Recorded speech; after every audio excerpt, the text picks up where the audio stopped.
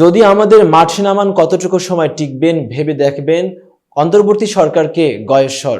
অন্তর্বর্তী সরকারের উদ্দেশ্যে বিএনপির স্থায়ী কমিটির সদস্য গয়েশ্বর চন্দ্র রায় বলেছেন, আমার পক্ষ থেকে অন্তর্বর্তী সরকারের প্রতি বিনীত অনুরোধ, একটা নির্বাচন আদায় করার জন্য জনগণকে যেন রাস্তায় গুলি খেয়ে মরতে না হয়। আপনারা সময় মতো নির্বাচনটা দেন, তাতে আপনারা ফুলের পাপড়িতে ঢাকা পড়বেন। আপনাদের গলায় যত মালা পরাবো তত মালার ওজন আপনারা সইতে পারবেন না। গয়েশ্বর রায় আরো বলেছেন, আপনাদের আমরা সম্মানের সঙ্গে এনেছি, সম্মানের সঙ্গেই বিদায় করতে চাই। আপনারা দায়িত্বটা পালন করেন।